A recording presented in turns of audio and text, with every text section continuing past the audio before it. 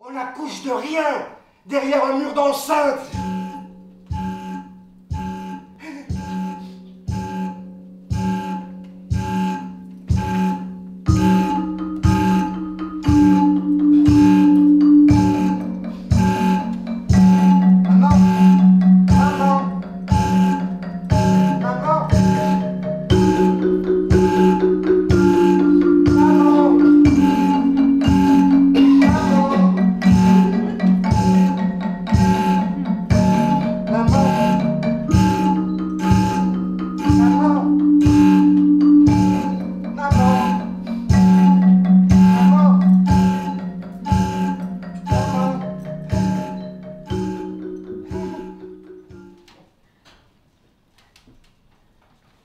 Je ne peux pas dire que ma situation soit bien difficile. Elle est extraordinairement facile, au contraire. La façon même dont je viens d'être présenté indique que, de toute façon, j'aurais parlé à titre de Lacan. Donc, vous aurez entendu Lacan.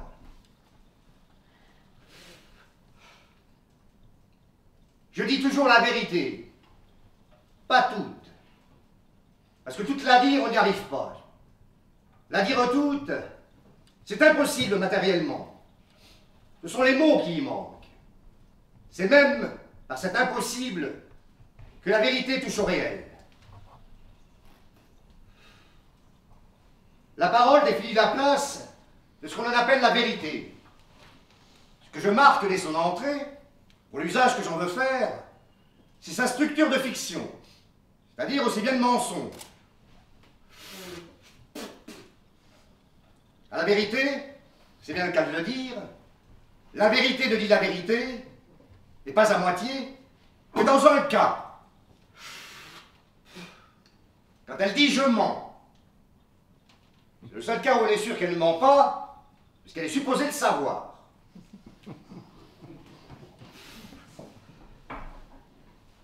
Le réel, pour l'être parlant, c'est qu'il se perd quelque part. Et où? Il se perd dans le rapport sexuel.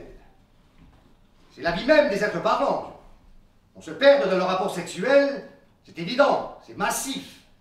C'est là depuis toujours, et après tout, jusqu'à un certain point, on pourrait dire, ça ne fait que continuer.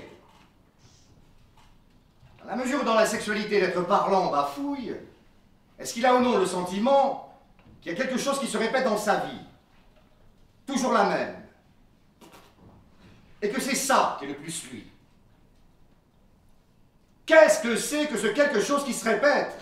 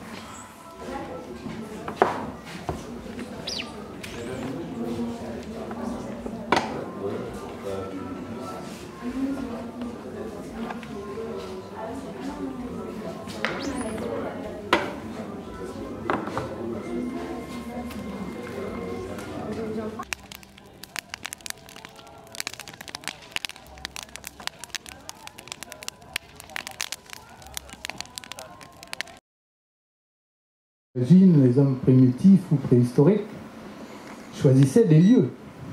Ils ont ensuite, par leur imaginaire, choisi des modes de construction, pour se protéger essentiellement d'ailleurs. Et ensuite, et c'est là que l'urbanisme naît, l'urbanisation naît, l'imaginaire de vivre ensemble. Ça a toujours existé. Mais malheureusement, et je vais réduire mon propos, aujourd'hui, cet imaginaire, il faut le repenser, le redistribuer. Il y a un imaginaire que je mettrai de côté. C'est celui que je pense être un peu élitiste. Nos rois, nos gouvernants d'aujourd'hui, et tout à l'heure on se disait, les milliardaires russes ou ukrainiens ont de l'imaginaire, ou payent quelqu'un pour avoir de l'imaginaire pour eux. Cet imaginaire-là, qui est élitiste, n'est pas forcément intéressant pour le propos. Par contre, aujourd'hui, sur des thèmes justement issus de ce genre de textes, des thèmes qui sont plus transversaux, l'écologie, le partage, la réflexion sur la propriété immobilière, la place de l'économie ou des différentes activités dans le vivre ensemble, ces thèmes-là sont repris aujourd'hui en compte par les urbanistes et les architectes. C'est plus expérimental, effectivement, souvent, mais il y a une idée qui me semble être fondatrice. C'est-à-dire qu'on va réfléchir aujourd'hui à un projet et adapter un règlement au projet.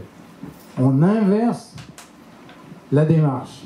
La démarche a été jusqu'à présent de créer par cette inflation de texte de la loi, du règlement, et le projet devait s'inscrire dans la loi ou le règlement. Aujourd'hui, on imagine des projets et le règlement sera adapté au projet. C'est une démarche nouvelle et ce règlement-là va intégrer aussi l'évolution de l'usage. Alors ça suppose d'abord de mettre ensemble des gens qui jusqu'à présent ont travaillé de façon isolée. Les premiers sont les collectivités publiques. On leur reproche assez facilement de rester dans leur bureau, d'être des contrôleurs, des pères fouettards assez souvent, quels qu'ils soient d'ailleurs. Je viens de, ce matin même, d'avoir une discussion avec l'ABF du coin. Croyez-moi que c'est un peu un instituteur. Bien, donc ces gens doivent en quelque sorte sortir de cette bureaucratie et aller vers le projet lui-même.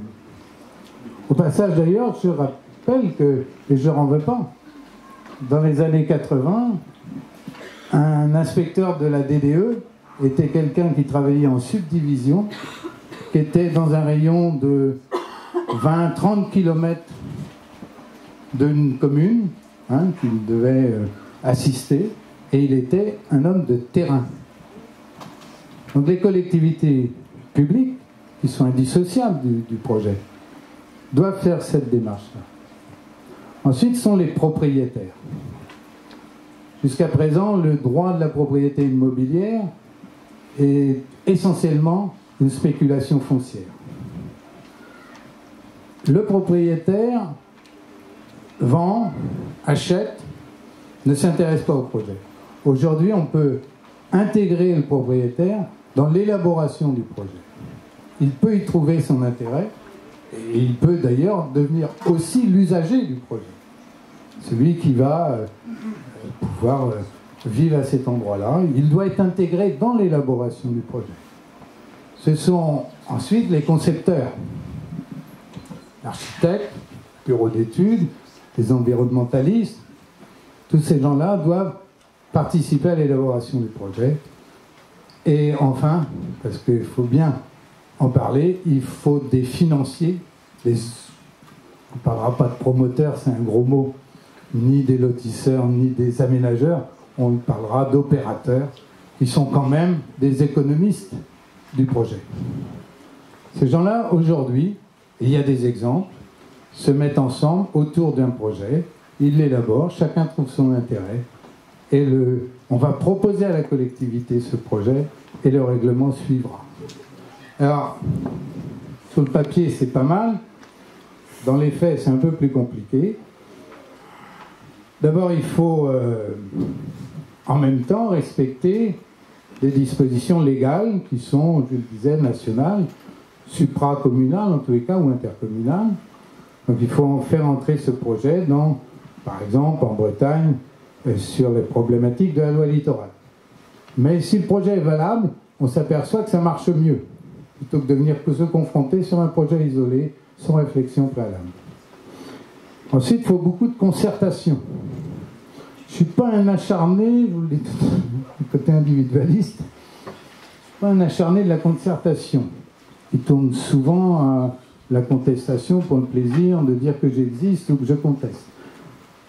Bon, mais la concertation est nécessaire. Et puis, il faut faire des efforts réciproques. Je le disais de la part des collectivités, il faut qu'elles acceptent ces projets et viennent voir le projet. Alors qu'aujourd'hui, nos amis architectes le savent, on travaille un projet et on se déplace pour aller le proposer à un ABF, à un service instructeur, qui s'amuse à corriger uniquement pour le plaisir de corriger. Bien. Donc il faut que la démarche inverse puisse exister. Du côté des propriétaires, c'est une réflexion beaucoup plus moderne. Il y a des exemples.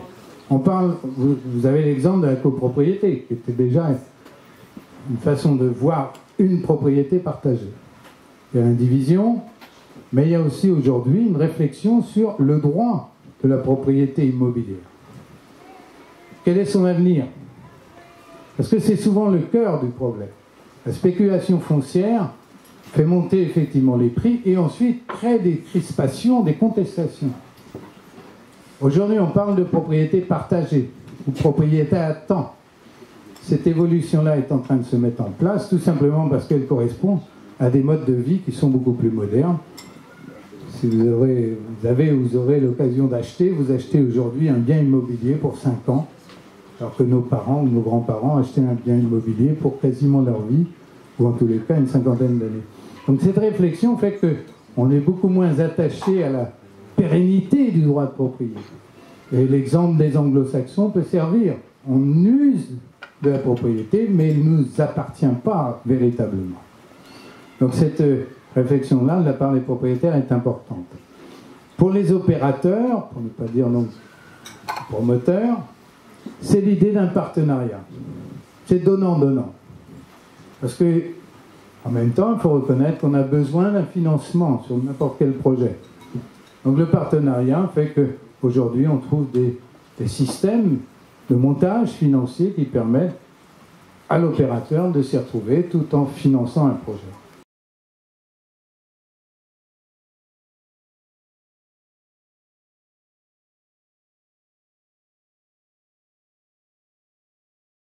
Sur la forme, comment ça s'active? Sur notre performance, il n'y aura qu'une boîte, on ne va pas en mettre 50, on va juste suggérer en fait cet espace. Là, il y aura Marie ou la vie d'une piqueuse. C'est comment trouver le moyen, comment les visiteurs vont, comment ils auront envie de prendre cette boîte. Cette boîte-là pour aller à la table de lecture. C'est une des étapes. La deuxième étape, c'est d'être dans les documents et que ça se mette à parler. Et que dans le fait que ça se mette à parler, du style, toi, je sais pas moi, moi j'y étais, vous voyez ce que je veux dire? Comme si tu étais là par hasard. Et il y a ces deux mécanismes-là à trouver. Hein, c'est d'abord comment aller prendre la boîte. Et ça, il faudrait que ce soit le visiteur. Il faut qu'on trouve le moyen pour que ce soit le visiteur qui ait envie de prendre cette boîte. Cette boîte-là et de l'ouvrir. C'est le fond de la compagnie d'Igor d'Or, qui n'est pas encore traité. Là, il y a des endroits où je peux plus facilement me retrouver retrouver les documents. Là, par exemple, les événements, je peux les resituer par les dates et les classements.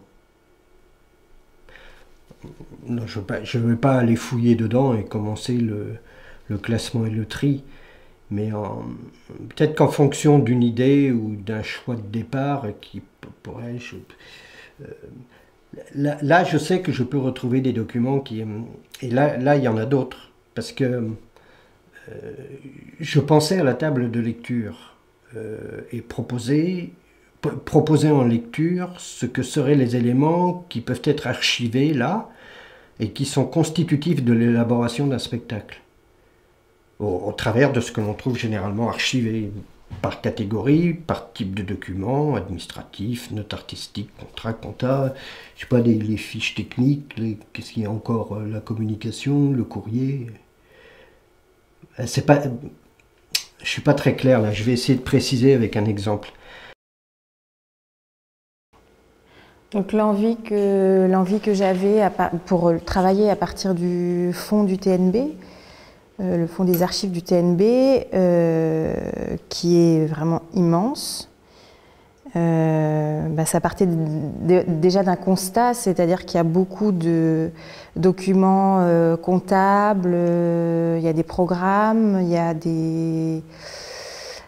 des brochures de saison, il y a voilà, des contrats, des choses comme ça, mais il y a assez peu de choses sur les spectacles en eux-mêmes, c'est-à-dire sur les processus de création, sur la matière artistique. Et j'avais envie de travailler sur le fantasme qu'on peut avoir d'un spectacle en ayant très, très peu d'éléments. Donc par exemple, à partir d'un quel est l'imaginaire qu'on va développer à partir juste d'un programme ou d'une feuille de salle d'un spectacle qui date des années 80, où il y a aussi beaucoup de coupures de presse dans les années 70 et 80. Donc comment à partir d'une coupure, d'une critique, on peut fantasmer, imaginer ce qu'a pu être le spectacle. Donc je pense que c'est d'autant plus flagrant pour moi qui n'ai pas vu ces spectacles. Et voilà. Ça demande à ce que ça soit nommé. C'est pas contre ce qui est administratif, mais ça met en lumière autrement. Qu'est-ce qu'on vient y déposer? Qui ramène des choses complémentaires? Faire spectacle de traces de spectacle, tu ne pourras pas être exhaustif. Raconter l'artistique et ce que ça a de la... Enfin bon, la politique culturelle. Quelle image de la personne on peut se faire à partir des archives? Une invitation à aller voir plus dans les archives, une forme de muséographie, essai d'archivage du spectacle vivant. Nous sommes fous. Tentative contre la synthèse, invitation au public d'aller consulter avec un autre regard que celui d'une approche synthétique. Tentative de destruction, apporter des pistes, ouvrir.